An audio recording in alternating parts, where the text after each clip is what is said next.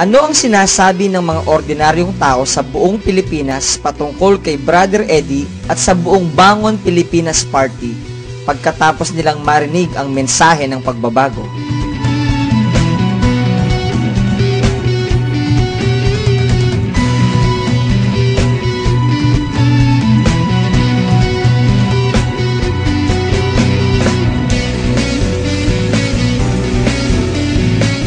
Simula nang umpisahan ng Bangon Pilipinas ang pagpapalaganap ng mensahe ng pagbabago, marami ng magagandang bagay ang nangyari.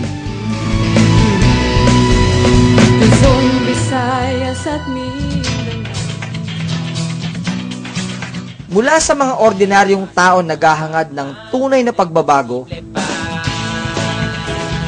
ito ang kanilang sinasabi.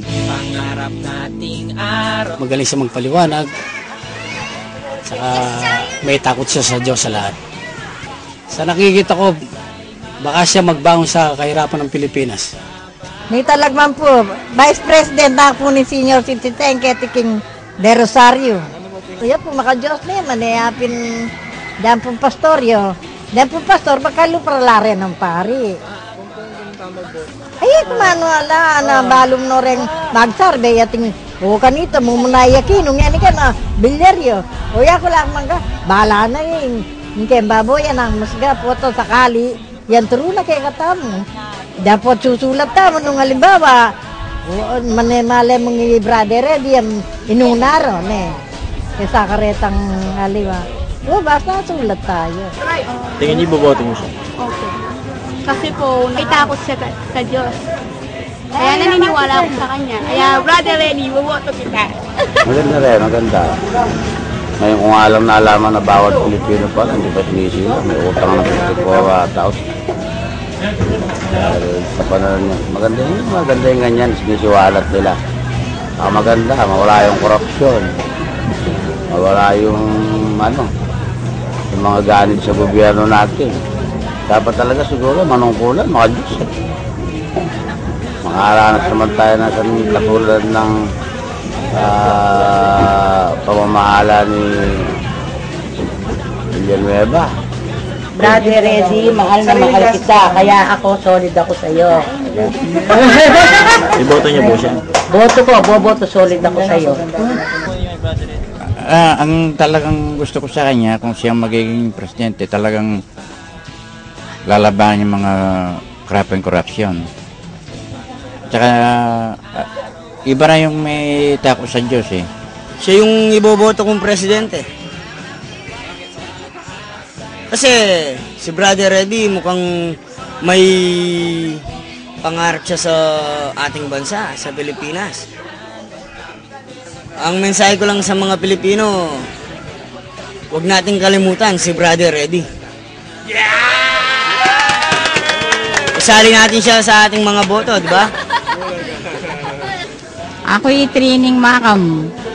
Dating mestra pero retired niya ngayon. Oo, maragulya sinab. Muna ka na ako niya kasi kitang yak pa may karandam kayong kayo. Dati imburi ko talaga ibilyar. Unang nagpagketang ang ngiti ko ang pondindam ko.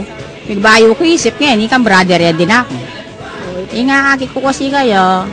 Baga keng kalupara mo rin kayo, uling bala mo, mantirin pari, yaran, malinis siya.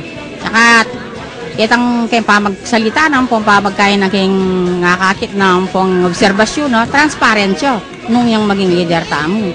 Anya, nung talagang kain, talagang buriming libangon ng Pilipinas, iboto tani Brother Eddie. Ako si Rudy Torres sa Barangay San Jose Ponduan.